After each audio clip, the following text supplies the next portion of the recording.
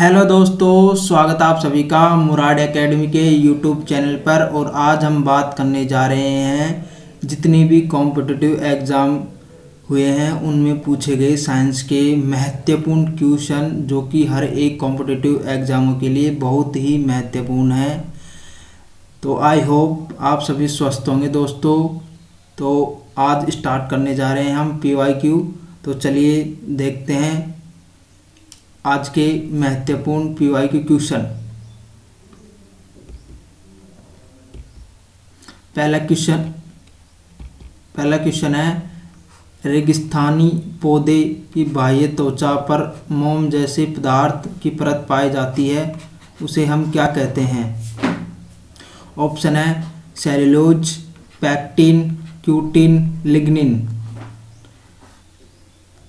तो जो इसका राइट आंसर होगा वो होगा क्यूटिन इसका राइट आंसर होगा। ठीक है दोस्तों, सेल्यूलोज की बात करें तो यह पादप कोशिका जो होती है वह इसकी ही बनी होती है। पादप कोशिका इसकी बनी होती है। ठीक है,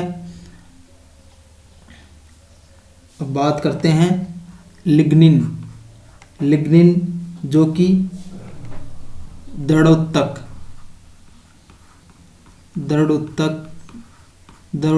की भित्ति जो होती है, उसका भित्ति जो कि इसकी बनी होती है। ठीक है, और याद रखिएगा कवक की कोशिका बनी होती है काइटिन की। ठीक है, चलिए देखते हैं नेक्स्ट। तो कार्बन परमाणु के बारे में C6C12 से क्या निष्कर्ष निकाला जा सकता है? इसमें 12 न्यूट्रॉन और 6 इलेक्ट्रॉन होते हैं। इसमें 6 प्रोटॉन और 12 न्यूट्रॉन होते हैं। इसमें 6 न्यूट्रॉन और 6 प्रोटॉन होते हैं। इसमें 12 प्रोटॉन व 6 न्यूट्रॉन होते हैं। ठीक है दोस्तों, तो याद रखिएगा C612 ये जो बता रहा है परमाणु क्रमांक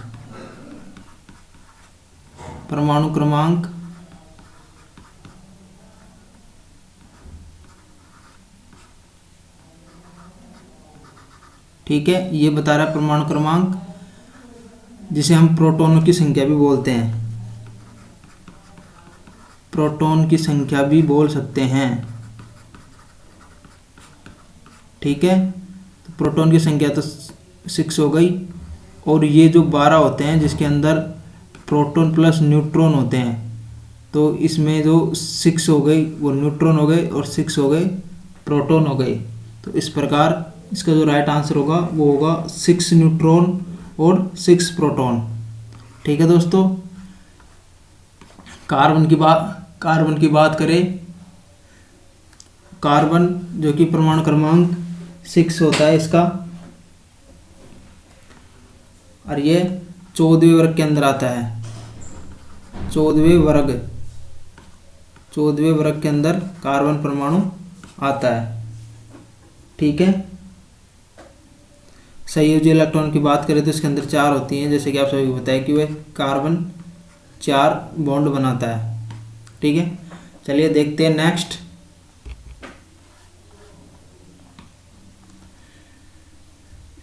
अस्सी kg की वस्तु को 40 मीटर की ऊंचाई तक लगभग 50 सेकंड ऊपर उठाने हेतु आवश्यक औसत शक्ति क्या होगी? मतलब आपको पावर बतानी है। पावर 50 सेकंड में ऊपर उठाने हेतु आवश्यक शक्ति क्या होगी? तो शक्ति तो दोस्तों आपको पता है कि जो P बराबर होती है वह W/T होती है, यानी कि कितना कार्य कितने आपने समय में कर दिया, वो होती है शक्ति। ठीक है, अब जो कार्य जो होता है वो होता है mgh। ठीक है। तो mgh यहाँ से हम मान रखेंगे 80 kg का और 40 ऊंचाई 40 हो गई और जी का मान होगा 10, ठीक है। तो यहाँ से हम निकाल लेंगे, तो इसका मान यहाँ पे रखेंगे, तो P equal to 80 into 40 into 10, ठीक है, अपॉन समय दे रखा है 50, तो 50 रख देंगे। अब मान निकाल लेंगे, यहाँ से 5 0 से कट गया, 5 से ये आ गया 8 बार, तो जो राइट आंसर होगा यानी कि पावर जो होगी वो हो जाएगी 640 जूल पर सेकंड, ठीक है। तो जो राइट आंसर होगा वो होगा 640 जूल पर सेकंड, ठीक है दोस्तों। चलिए देखते हैं नेक्स्ट क्वेश्चन। इको एल्यूमिनियम को आधुनिक आवर्त सारणी में धातु के रूप में नामित किया गया है, यानी कि इको एल्यूमिनियम किसे कहा जाता है। ऑप्शन है स्कैंडियम, गैलियम, एल्यूमिनियम या जर्मेनियम। बताइए दोस्तों किसको कहेंगे हम।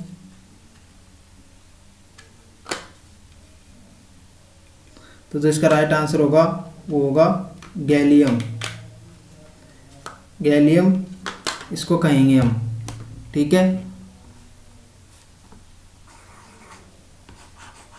गैलियम जो कि चाकू से काटे जाने वाली एक धातु है।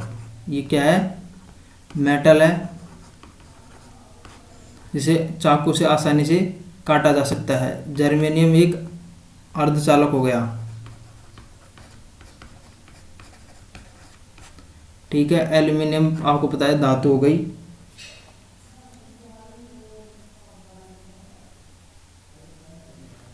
चलिए देख लेते हैं इसकी जो आवर्त सारणी में उसकी स्थान देख लेते हैं गैलियम का।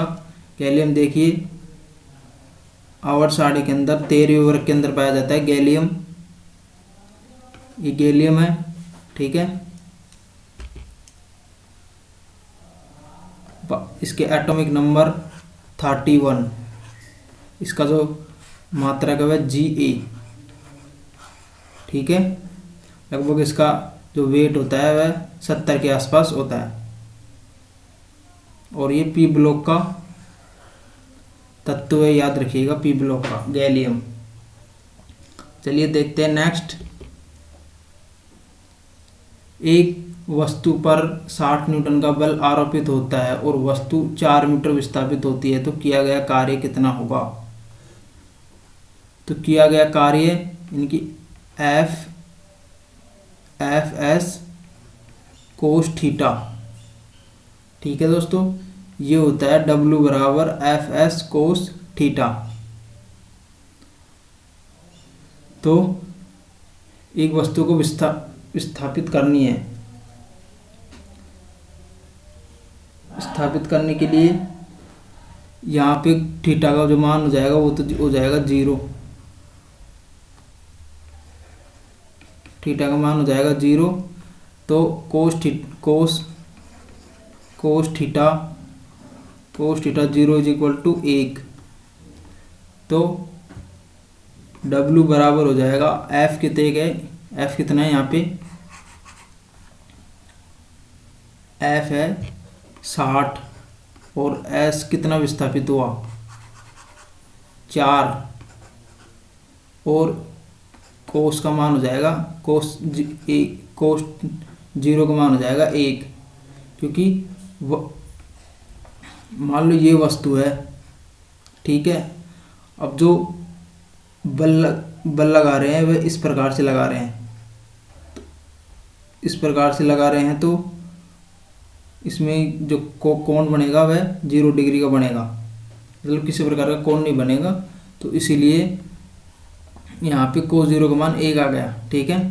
तो इसको निकाल लेंगे 240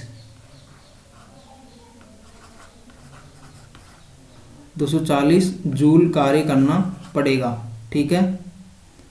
तो राइट आंसर हो जाएगा 240 जूल। अब चलिए देखते हैं नेक्स्ट। तो याद रखिएगा इसको एफ एस कोस थीटा।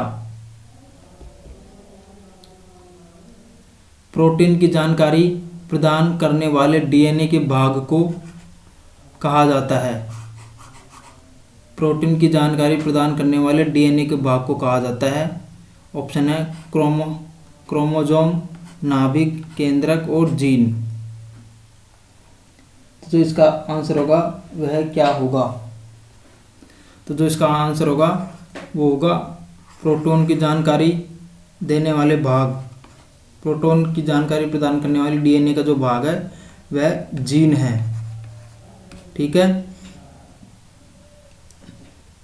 अब जीन के बारे में बात करें तो जीन शब्द का जो सर्वप्रथम जो नाम दिया था, नाम किसने दिया था? तो वो दिया था जॉनसन ने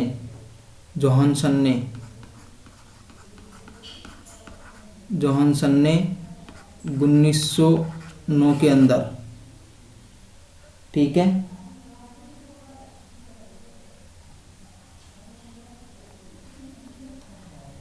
ठीक है, जोहानसन ने इसका नाम दिया था।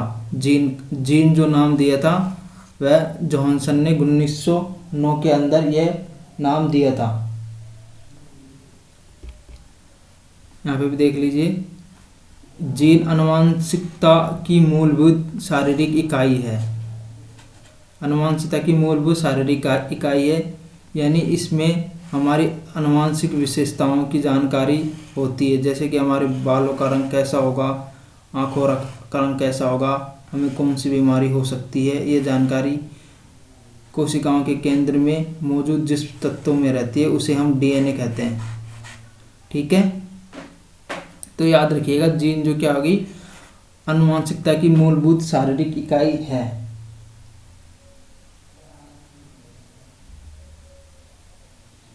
चलिए देखते हैं नेक्स्ट।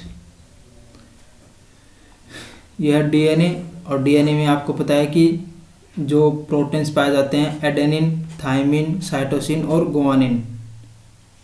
ठीक है।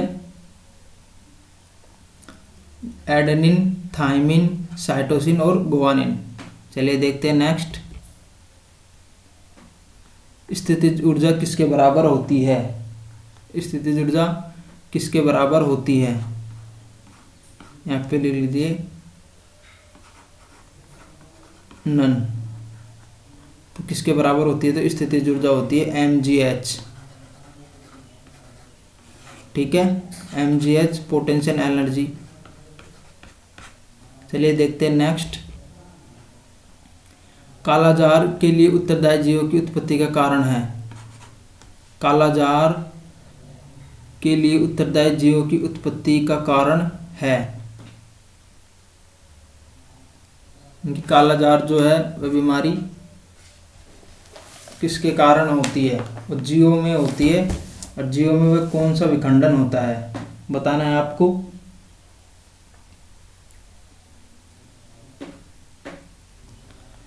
तो जो इसका राइट आंसर होगा वो होगा अधोमुखी युग्मक विखंडन। अधोमुखी युग्मक विखंडन इसका राइट आंसर होगा। कालाजार जो कि एक प्रोटोजोआ की वजह से होती है। प्रोटोजोआ की वजह से ये फैलती है। ठीक है। अब प्रोटोजोआ का जो नाम है वह लिस्मेनिया डोनोवानी। लिस्मेनिया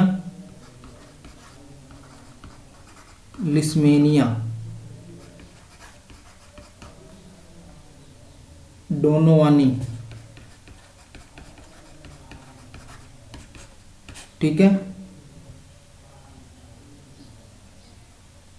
कालाजार में तेज बुखार आता है।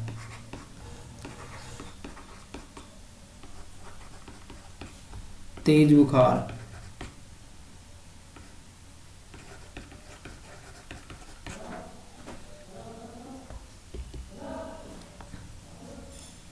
देख लीजिए, कालाजार इसे हम ब्लैक फीवर के नाम से भी जानते हैं। याद रखिएगा, ब्लैक फीवर, कालाजार। ठीक है।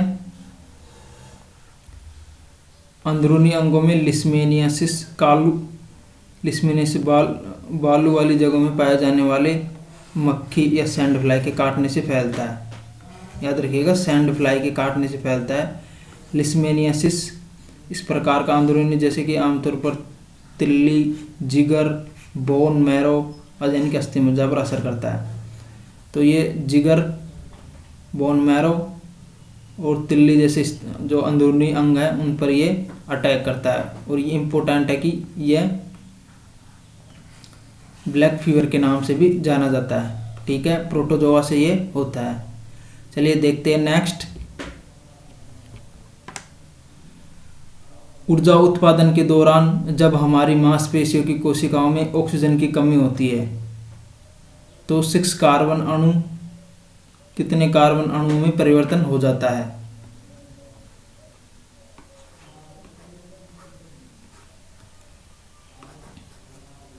तो बताइए दोस्तों, 1 है, 2 है, 3 है या फिर 4 है? ऊर्जा उत्पादन से रिलेटेड है कि जब हम बहुत ही शारीरिक कार्य कर रहे हैं तो उस टाइम पे हमें शरीर को ऊर्जा की आवश्यकता होती है, तो ऑक्सीजन की कमी हो जाती है, तो जो 6 कार्बन है वह 3 कार्बन के अंदर टूट जाता है। तो जो इसका राइट आंसर होगा वो होगा 3 कार्बन, यानी कि 6 3 के अंदर टूट जाता है। ठीक है, चलिए देखते हैं नेक्स्ट।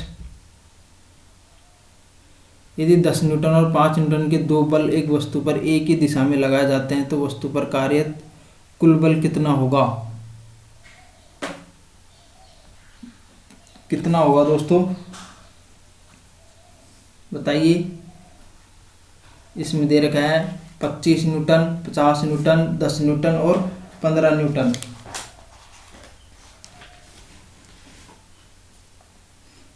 तो जो इसका आंसर होगा वो होगा 15 न्यूटन। जैसे कि आपको पता है कि जैसे कि यह एक कोई सतह है और इस पर कोई एक वस्तु रखी हुई है।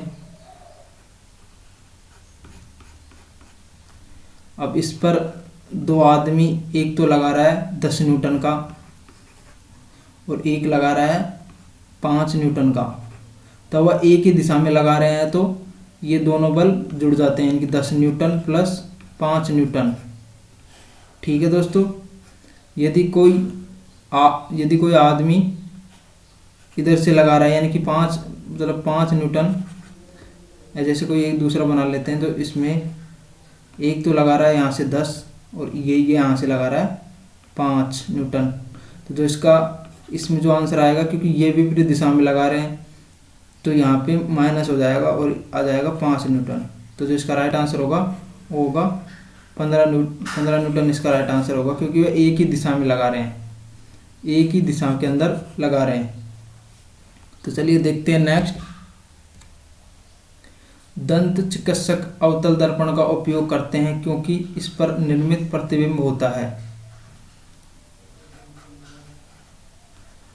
निर्मित प्रतिबिंब क्या होगा? आभासी लेकिन धुंधला, आभासी और बड़ा, वास्तविक और बड़ा, वास्तविक व उल्टा।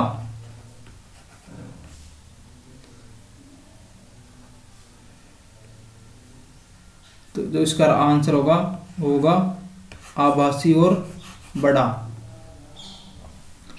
अवतल दर्पण के अंदर आभासी और बड़ा बनता है। ठीक है दोस्तों,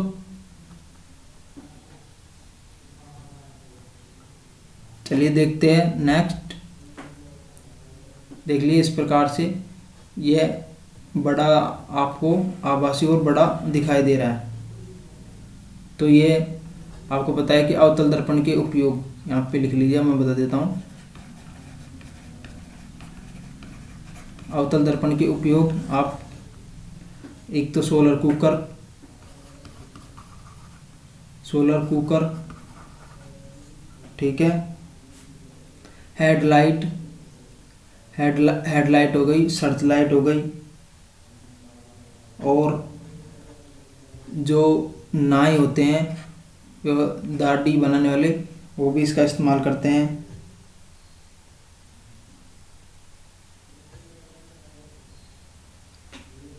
चलिए देखते हैं नेक्स्ट फिर। सोडियम से क्लोरीन की ओर जाने पर परमाणु आकार में क्या परिवर्तन होता है? घटता है, समान रहता है, पहले बढ़ता है फिर घटता है या फिर बढ़ता है? तो सोडियम से क्लोरीन की ओर जाने पर परमाणु आकार में हमेशा घटेगा। बाएं से दाएं जाने पर परमाणु आकार में कमी आएगी, यानी कि कमी। ठीक है, देख भी लेते हैं हम इसको। ये देख लीजिए, बाएं से दाएं जाने पर डिक्रीजेज हो रहा है एटॉमिक साइज, परमाणु आकार। ठीक है, और ऊपर से नीचे आने पर इंक्रीज हो रहा है। ठीक है, चलिए देखते हैं नेक्स्ट। कैल्शियम हाइड्रोक्साइड के विलयन में जब कार्बन डाइऑक्साइड गुजारी जाती है तो बनने वाले अवक्षेप का रंग कैसा होगा?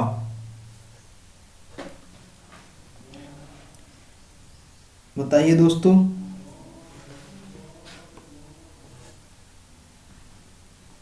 तो जो उसका रंग होगा वो होगा सफेद। कैल्शियम हाइड्रोक्साइड CaO H2 का OH का होल ट्वाइस और CO2 में गुजारी जाती है, तो जो उसका रंग होगा, जो बनने वाले उत्पाद का रंग जो होगा वो होगा सफेद। ठीक है, चलिए देखते हैं नेक्स्ट। त्वरण की विमा होगी। त्वरण आप सभी को पता है कि त्वरण क्या होता है। त्वरण इसमें दोस्तों थोड़ा सही नहीं दे रखा है, इसको आप सही कर लीजिएगा। ये L1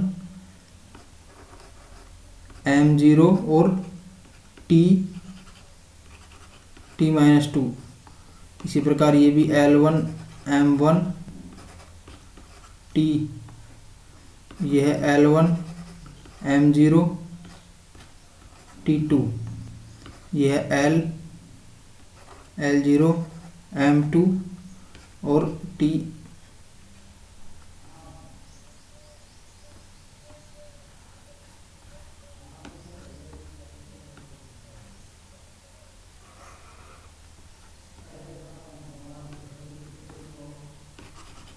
T-2। तो त्वरण जो होता है वो होता है A बराबर dV/dt। ठीक है, तो हम इसको A बराबर V/T समझ के चलते हैं। तो वेग का मात्रक क्या होता है? तो वेग का मात्रक होता है मीटर प्रति सेकंड। ठीक है, और T को भी हम T सेकंड के अंदर लिया जाता है, तो T ले लिया सेकंड के अंदर। ठीक है, अब मीटर को किस में लिया जाता है? तो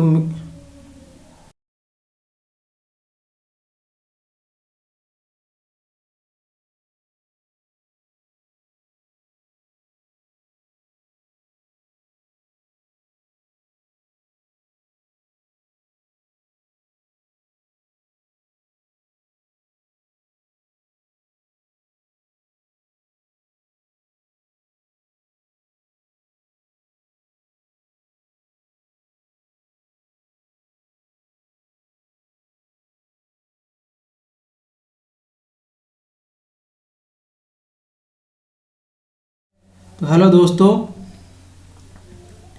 इस प्रकार से हम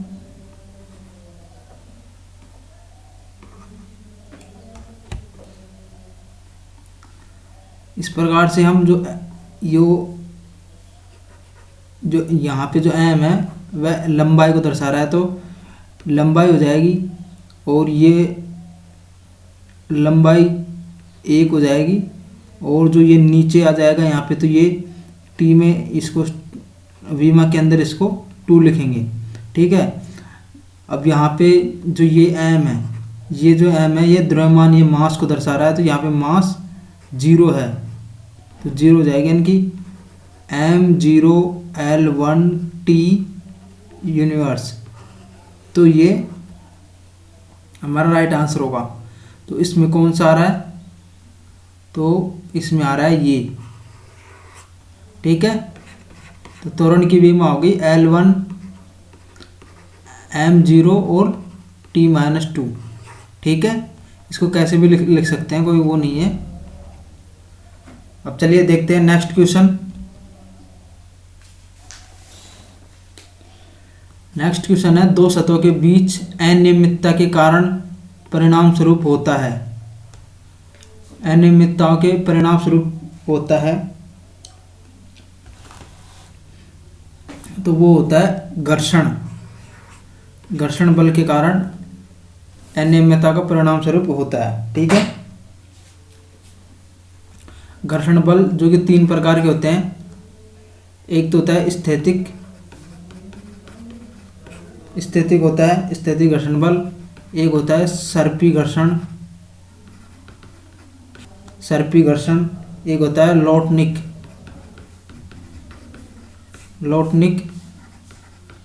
घर्षण। ये 3 घर्षण बल होते हैं, 2 1 3, यानी कि घर्षण बल 3 प्रकार के होते हैं। एक तो होता है स्थैतिक घर्षण बल, एक होता है सर्पी घर्षण बल, एक होता है लौटनिक घर्षण बल। यहाँ पे स्थैतिक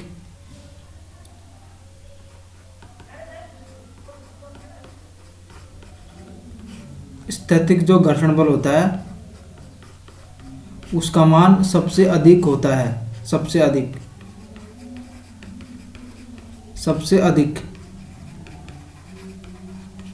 ठीक है। सबसे अधिक घर्षण, स्थैतिक घर्षण सबसे अधिक इसका ही होता है, ठीक है। और सबसे जो कम होता है वह होता है लौटनिक का, इसका सबसे कम, ठीक है। चलिए देखते हैं नेक्स्ट क्वेश्चन। एक जटिल स्थायी उत्तक है, कोलेनकाइमा, पेरेनकाइमा, स्क्लेरेनकाइमा और जाइलम। तो जो इसका राइट आंसर होगा वो होगा एक जटिल स्थायी उत्तक। कौन सा है, तो जाइलम होगा। जाइलम जल का परिवहन करता है, जल को ले जाने का कार्य करता है ये पादपों के अंदर, जाइलम, ठीक है। देखते हैं इसके बारे में। देखिए ये पादप उत्तक 2 प्रकार के होते हैं। एक तो होता है विभोज्य उत्तक और एक होता है स्थायी उत्तक। स्थायी उत्तक की भी 2 पार्टों में डिवाइडेशन हो जाता है, एक तो सरल उत्तक और एक जटिल उत्तक। तो क्वेश्चन था कि जटिल स्थायी कौन सा है, तो ये तो सरल उत्तक हो गए, स्थूलकोण और मृदु उत्तक और दृढ़ उत्तक। तो इसमें जो स्थायी जटिल उत्तक होता है वह जाइलम और फ्लोएम होते हैं, ठीक है। तो उस प्रकार से उस जो क्वेश्चन का आंसर हो जाएगा वो हो जाएगा जाइलम, ठीक है। मृदु उत्तक स्क्लेरेनकाइमा, कोलेनकाइमा और ये दृढ़ उत्तक होता है, ठीक है। निम्न में से कौन सा संतृप्त हाइड्रोकार्बन है? संतृप्त हाइड्रोकार्बन है CH2, C2H4, C2H6, C2H2 संतृप्त हाइड्रोकार्बन होगा। संतृप्त हाइड्रोकार्बन कौन सा होता है? जिसके अंदर ओनली सिंगल बॉन्ड उपस्थित होते हैं। जो एल्केन होते हैं मतलब इसके अंदर सिंगल बॉन्ड ही हो। डबल बॉन्ड और ट्रिपल जो बॉन्ड वाले होते हैं ये दोनों होते हैं असंतृप्त हाइड्रोकार्बन।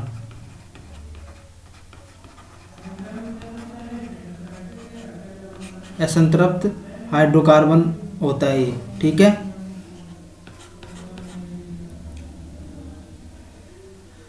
तो इनमें से कौन सा आंसर होगा? तो जो आंसर होगा संतृप्त हाइड्रोकार्बन C2H6। C2H6 कैसे होगा?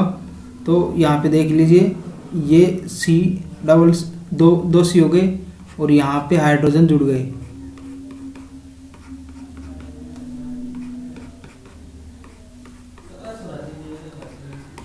तो तो 6 हाइड्रोजन हो गए, 2 कार्बन हो गए। तो इस प्रकार से ये संतृप्त हाइड्रोकार्बन होगा, क्योंकि यहाँ पे सभी में सिंगल बॉन्ड है और कार्बन का जो संयोजी इलेक्ट्रॉन है वो 4 है। तो 1 2 मतलब 1 2 3 4, ठीक है। तो इस प्रकार से ये भी कंप्लीट हो जाता है।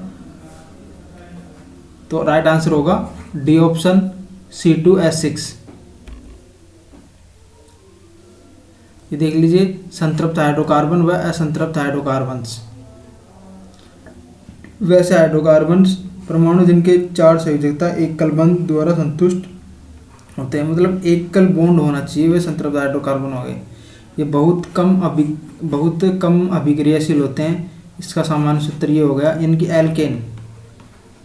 एल्केन है ये। तो एल्केन CnH2n+2, ठीक है, जहाँ पर N1 2 3 रख सकते हैं।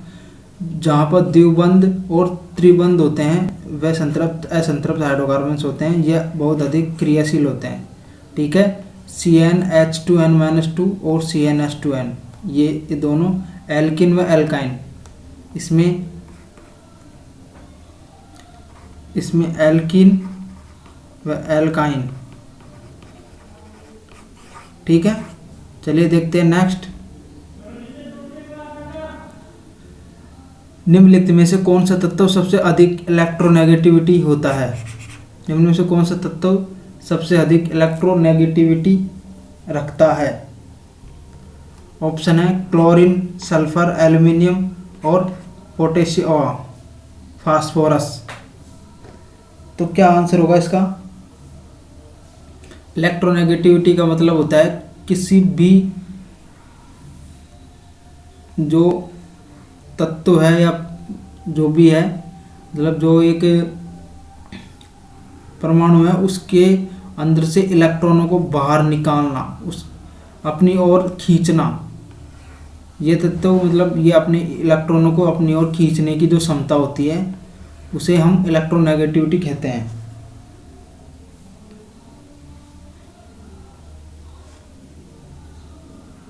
जो इसका राइट आंसर हो जाएगा वो हो जाएगा क्लोरीन। निम्नलिखित में से कौन सा तत्व सबसे अधिक इलेक्ट्रोनेगेटिविटी है? तो जो क्लोरीन, इसका जो राइट आंसर हो जाएगा, ठीक है। इलेक्ट्रॉन बंधुता, इलेक्ट्रॉन बंधुता जो होती है सबसे अधिक क्लोरीन की होती है। वैसे सबसे अधिक जो इलेक्ट्रोनेगेटिविटी होती है वह फ्लोरीन की होती है, फ्लोरीन, ठीक है।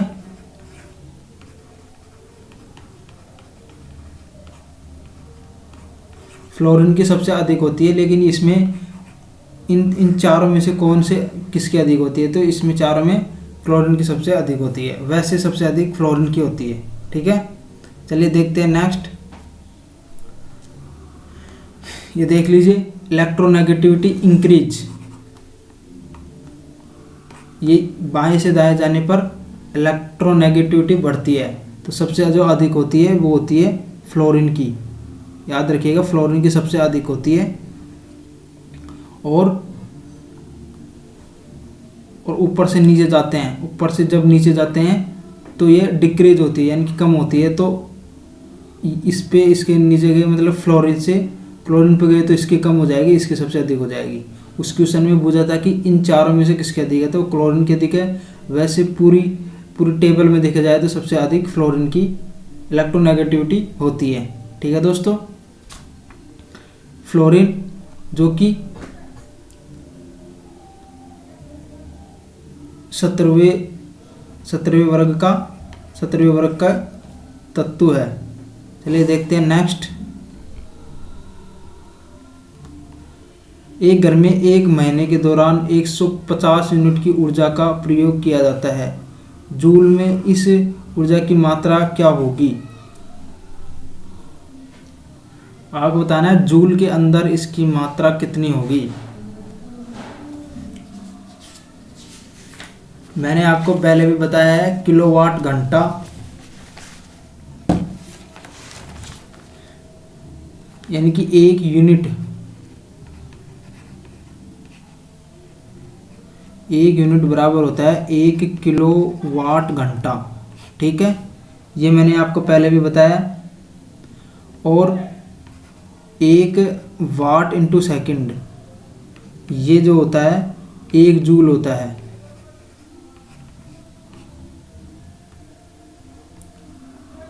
और 1 यूनिट, 1 यूनिट बराबर हो जाएगा 1000 वाट। ये तो पता ही है कि ये जब दोनों बराबर है तो किलो वाट को वाट में बदलने के लिए 1000 से इंटू कर दिया जाता है। ठीक है, अब 150 यूनिट इंटू 1000 वाट, तब यह मान जूल के अंदर आ जाएगा इसमें। ठीक है, तो ये आंसर हो जाएगा।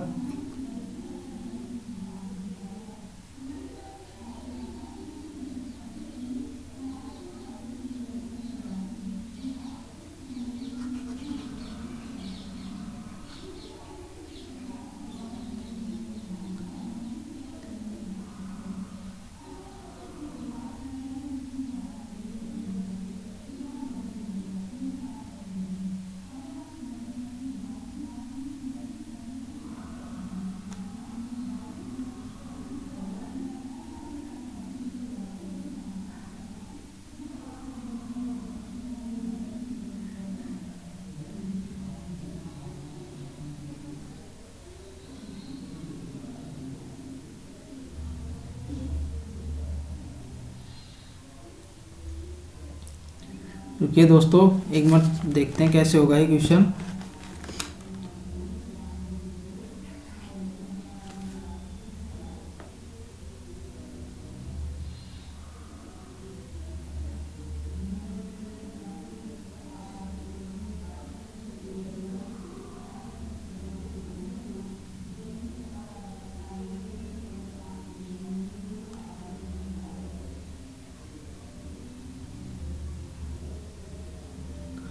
दोस्तों यहाँ पे हमको सेकंड का भी मतलब समय का भी इंटू करना पड़ेगा।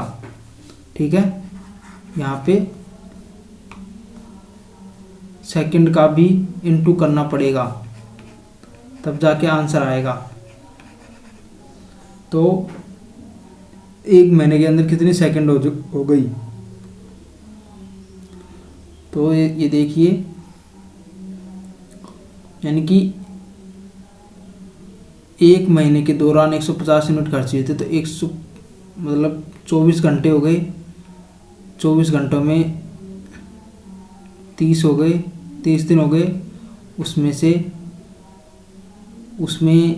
30 और 24 इंटू 30 दिन हो गए, और 60 मिनट और इंटू 60 सेकेंड। तो ये सब करेंगे इसके अंदर, यानी कि 24 इंटू 30 इंटू 60, तो तब जाके ये आंसर निकल के आएगा। तो यहाँ पे देख लीजिए, पहले तो हम कर लेते हैं 15 इंटू 24, तो करेंगे तो 20, 2, 10,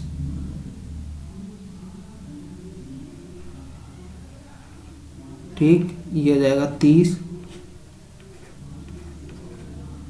ठीक है, उसके बाद में हम इसको करेंगे 18 से इंटू, इन दोनों से मिला के 18 से इंटू करेंगे, तब क्या आंसर आएगा, मतलब 360 इंटू 180, सॉरी 18 से इंटू कर लेते हैं पहले।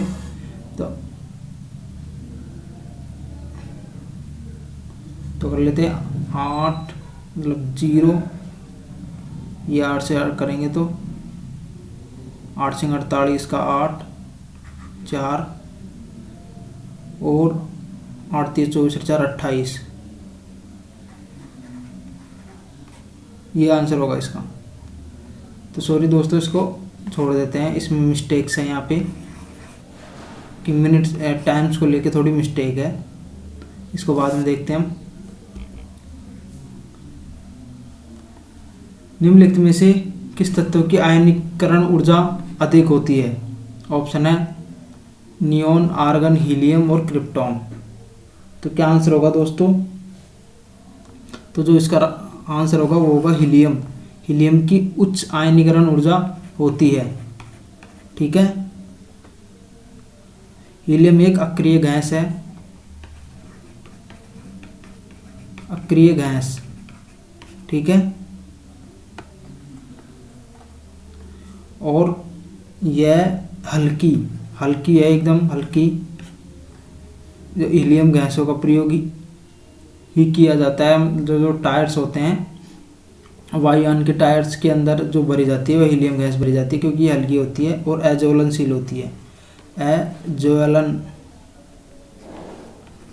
अज्वलनशील होती है। ठीक है, तो जो इसका राइट आंसर होगा उच्च आयनीकरण ऊर्जा, क्योंकि आयनीकरण जो ऊर्जा होती है बाएं से दाएं जाने पर बढ़ती है। ठीक, किसी परमाणु की बाह्य कक्षा में इलेक्ट्रॉन की पूर्ण संख्या होती है, उसकी संयोजकता होगी, उसकी पूर्ण संयोजकता। इट मीन्स कि उसमें जो कोष इलेक्ट्रॉन्स है वह पूर्ण रूप से भरे हुए हैं, तो उसकी संयोजकता कितनी होगी? तो जो उसकी संयोजकता होगी वह 0 होगी, क्योंकि एक भी इलेक्ट्रॉन अयुग्मित नहीं है, इसलिए संयोजकता उसकी 0 होगी।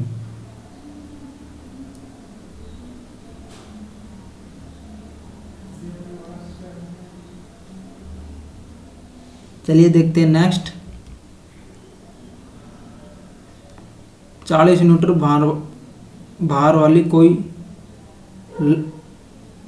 लड़को 160 की शक्ति से 20 सेकंड तक रस्सी पर चढ़ता है तो वह कितनी ऊंचाई तक पहुंच सकेगा? 40 न्यूटन भार वाला, तो वो ये कि मतलब हमको हाइट निकालनी है। शक्ति दे रखी है 160 वोल्ट और 40 केजी भार दे रखा है। जी का मान 10 हो जाएगा और एच निकालना है। ये उसी प्रकार का अभी मैंने करवाया था mgh/t। यहाँ पे ये क्या है? W किया गया कार्य है। ठीक है, तो ये रख दिया। उसके बाद में ये t रख देंगे हम 20 सेकंड, तो काट देंगे 2 बार और इसको काट देंगे 20 से 8 बार। तो जो राइट आंसर हो जाएगा 8 मीटर। ठीक है, यानी कि h बराबर 8 मीटर आ जाएगा आंसर इसका। तो कितनी ऊंचाई तक चढ़ेगा? वह 8 मीटर तक। चलिए देखते हैं नेक्स्ट। तो आज के लिए इतना ही दोस्तों। कैसा लगा हमारा वीडियो? जो एक क्वेश्चन रह गया था उसको हम अगले सेशन में करेंगे। तो आई होप आप सभी को सेशन अच्छा लगा होगा। यदि अच्छा लगा है तो लाइक कीजिए, शेयर कीजिए और सब्सक्राइब कीजिए मुराद एकेडमी यूट्यूब चैनल को। धन्यवाद।